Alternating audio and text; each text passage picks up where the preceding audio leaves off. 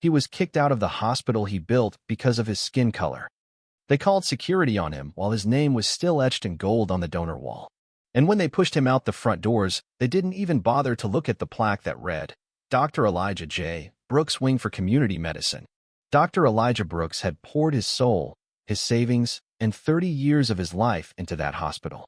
He'd grown up 5 blocks away, on the south side of St. Louis, where sirens were lullabies and clinics closed before sundown.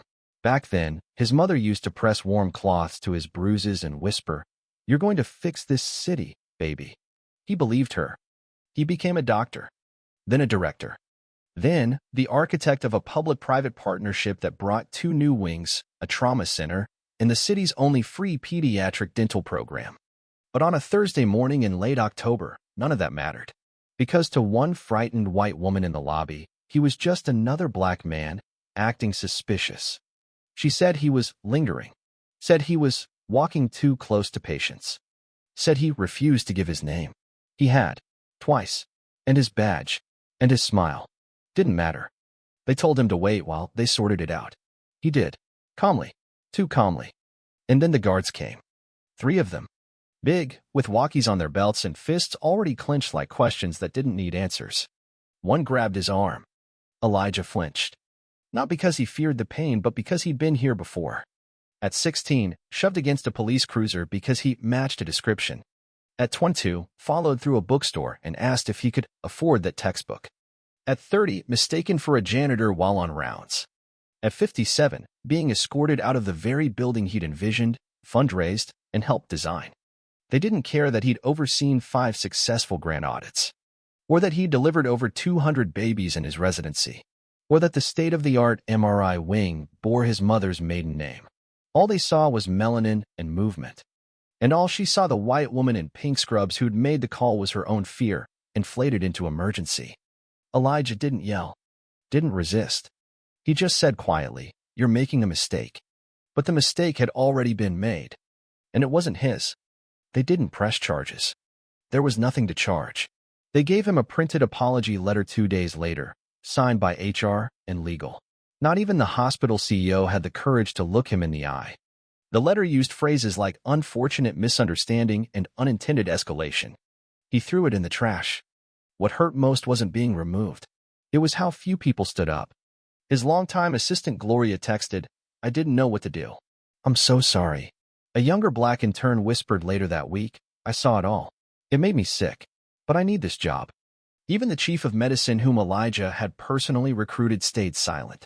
That night, Elijah went home, poured a glass of whiskey, and sat staring at the shelf of framed awards and honorary degrees. They felt heavier than ever. His phone buzzed. Camille, daughter. "Dad, I saw the video. Please tell me you're okay." He didn't reply right away. Because he wasn't. He was furious. Humiliated. Tired. Not the kind of tired you sleep off, but the kind of tired that settles in your bones, makes your voice quieter, your smile slower.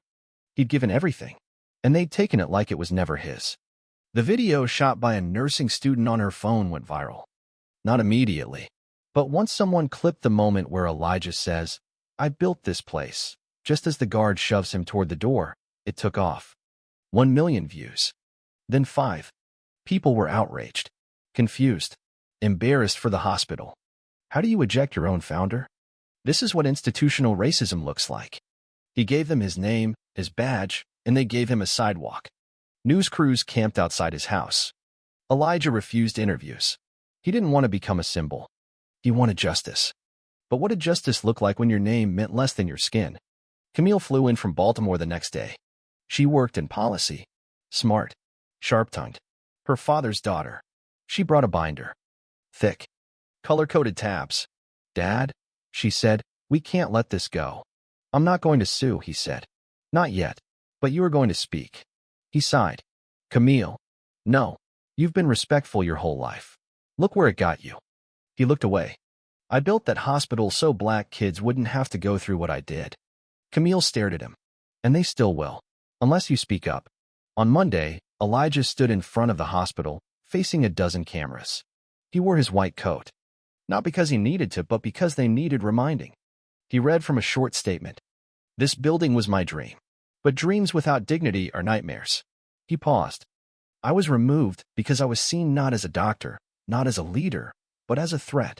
I will not let that become normal. Not for me. Not for anyone else who looks like me. He stepped back. No questions. Just truth. The silence afterward was louder than applause. Inside the hospital, tension simmered. Some staff signed a letter of support. Others murmured behind closed doors. The CEO released a statement. We deeply regret the incident. A full review is underway. But Elijah had read enough of those reviews in his career to know what they were delay tactics. So he did what he had always done. He acted. Elijah didn't just want an apology. He wanted answers. Receipts. Policy logs. Security protocols. He filed a formal inquiry under the state's Public Hospital Accountability Act and demanded access to the incident report. He CC'd the mayor, 2 city council members, and the hospital's full board of trustees. 3 days later, an envelope arrived at his home. Inside, a heavily redacted report from the hospital's security division. Most of it was blacked out except one line, highlighted in yellow. Subject appeared out of place and non-compliant. Staff reported discomfort and suspected impersonation. He laughed, bitterly. Impersonation? His mother's name was literally carved into the East Wing. He had spoken on behalf of this hospital in front of the state legislature. He had given the commencement address at WashU's medical school, quoting Maya Angelou and making interns cry. But in the eyes of a single nurse who didn't know him or didn't want to know him, he was out of place. And that one phrase had triggered the silent machinery of suspicion, just as it had for countless black men across the country. No one had asked questions. They had acted. Camille reviewed the report and said, "This is your lawsuit." But Elijah had other plans. He didn't want just a settlement. He wanted transformation. He went back to the beginning. The mission that started at all access, equality, care. So he launched something new. The Brooks Initiative. A foundation dedicated to ensuring that black and brown professionals not only entered medicine but led it. He partnered with HBCUs, created scholarships, funded mentorships and leadership training. And, quietly, he started researching what it would take to open an independent clinic, one fully owned and operated by black physicians, nurses, and administrators. Word spread. Donors stepped forward. People he hadn't spoken to in years, retired doctors, young interns, community organizers, all called, wrote, and showed up. You mentored me when no one else would. You delivered my baby. You fixed my grandpa's heart. You made me believe I could be a doctor, too. He hadn't realized how deeply his presence had rippled. The board of the hospital noticed, too. Suddenly, they wanted meetings. Suddenly, he was invited back to consult. The same CEO who had avoided him for weeks now smiled too much in emails. We'd love to rebuild trust. Elijah agreed to meet on one condition. The meeting would be public, at a community forum, and live-streamed. They hesitated. He didn't. Because this time, the truth wasn't going to hide behind mahogany desks and muffled HR apologies.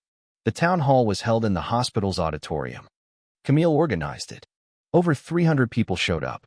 Dozens of staff, old patients, community leaders, and even local reporters. Elijah walked in wearing a charcoal suit and a blue pin on his lapel, the logo of the Brooks Initiative. The hospital board sat stiffly in the front row. The CEO looked like he'd rather be anywhere else. Elijah took the mic and faced the crowd. Let me start with the truth. I never thought I'd be back in this room under these circumstances. He let that hang. When I helped build this hospital, I did so believing it would serve everyone equally. But it failed. Not because of policy, because of fear, because of silence, because someone looked at me and didn't see a doctor, didn't see a founder, just saw a threat. He turned toward the board. I won't ask for an apology. I want change. He laid out demands. Mandatory anti-bias training for all security and admin staff. A permanent review board with public oversight. A new policy that allows any physician to appeal security removals before disciplinary action. And finally, the removal of the nurse who made the call, unless she agreed to full transparency and accountability. There was a stunned silence. Then a slow clap from the back. Then another. Until the room filled with applause. The CEO stood, cleared his throat, and offered the microphone. I want to acknowledge the pain this caused and the failings of our system. Elijah raised a hand. No more acknowledgments. Just action. The hospital dragged its feet at first. but the public pressure mounted. A local journalist published a 4-part expose on racial bias in hospital systems across the Midwest and used Elijah's story as the opening example. Public opinion shifted hard. By the end of the month, 3 board members had resigned. The nurse in question, after much legal maneuvering, issued a public apology at the next board meeting. She looked uncomfortable, ashamed. "I didn't recognize him," she said. "But I should have asked. I should have listened." Elijah didn't nod. He didn't smile. But he said, quietly, "Growth starts when we admit our reflexes need retraining." In February, the hospital officially adopted the Brooks Protocol, a new framework for how staff and security are trained to handle perceived suspicious behavior with clear checks and safeguards. Elijah could have returned. They offered him a title, a salary, even a new plaque. He declined. He had moved on. The Brooks Initiative opened its first clinic in East St. Louis that spring. It was beautiful. Glass walls, solar panels, a mural of black and brown healthcare heroes across the front. Inside, patients were greeted with music, warmth, and dignity. No one was profiled. No one was told they didn't belong. They hired young doctors who looked like the neighborhoods they served, nurses who spoke Spanish, Swahili, Vietnamese, social workers who understood the trauma that came with being treated like a problem instead of a person. And the first plaque they hung was hand-carved.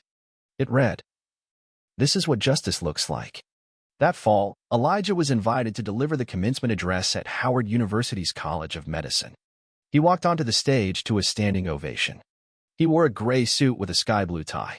His voice steady, calm, but full of fire. "When they pushed me out of the building I helped build, I realized something painful. They couldn't see my legacy because they couldn't see my humanity." He paused. But that didn't mean I had lost either. The graduates leaned in. "You will save lives. But never forget to fight for the lives that get ignored. Medicine isn't just about healing bodies. It's about healing systems." He looked out at a sea of brown faces and white coats. "You are the system now." Later that evening, Camille and Elijah sat on the steps of his porch, sipping tea. "You think it's over?" she asked. He looked up at the stars. "No, but I think I built something that will outlast me." She smiled. "You already did." The Brooks Initiative was no longer just a clinic. Within 2 years, it had expanded into 4 satellite branches across Missouri and Illinois. Each center followed the same model: culturally competent care, community-first design, and staff that represented the patients they served. And Elijah, now 60, had found his rhythm again, not just as a physician, but as a mentor, an advocate, and, increasingly, a public voice in national healthcare debates. He was invited to Capitol Hill to testify before the Senate Health Committee. The topic: systemic bias in public hospitals. Elijah stood in front of senators, cameras, and aides with not a trace of bitterness in his voice, just resolve. "I don't need this room to agree with me," he began. "I needed to see what happens when trust is broken, not just between doctor and patient, but between institution and community." He shared data, racial disparities in treatment times, in pain assessments, and maternal mortality rates for Black women. He told them about the moment he was escorted from the hospital he helped build.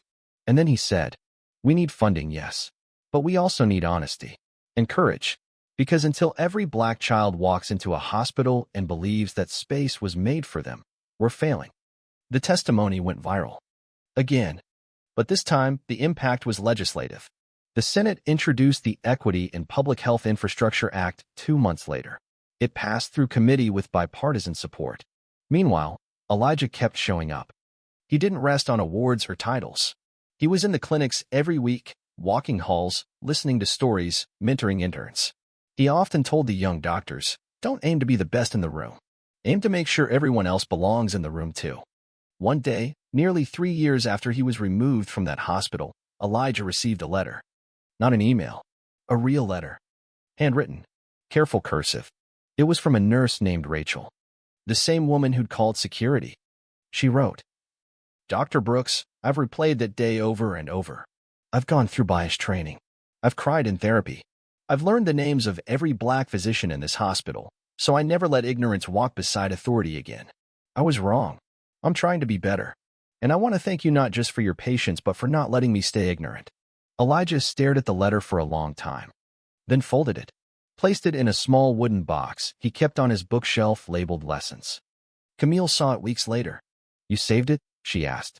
Not everything painful has to be burned, he said. Some things teach you more as a scar than as ash. That winter, the hospital where it all started renamed the East Wing. Not the one that bore his mother's name. The main wing.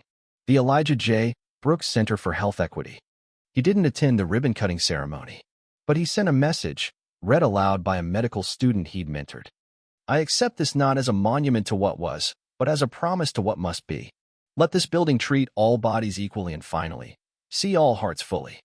In the final year of his career, Elijah was approached by a filmmaker. A documentary crew wanted to tell his story. He hesitated. He didn't like spotlight. Didn't like his face in HD. But Camille said something that stayed with him. Dad, your story isn't just yours anymore. So he agreed. The documentary premiered at Sundance and later aired on PBS under the title White Coats and Closed Doors. It opened with a slow shot of Elijah standing outside the original hospital, staring up at the bronze letters above the entrance. His voice narrated, I built this place to treat illness, but I learned we also have to treat history. Years later, a young boy walked into the Brooks Clinic in St. Louis. He was about 10, had a notebook in his hand, crumpled at the corners.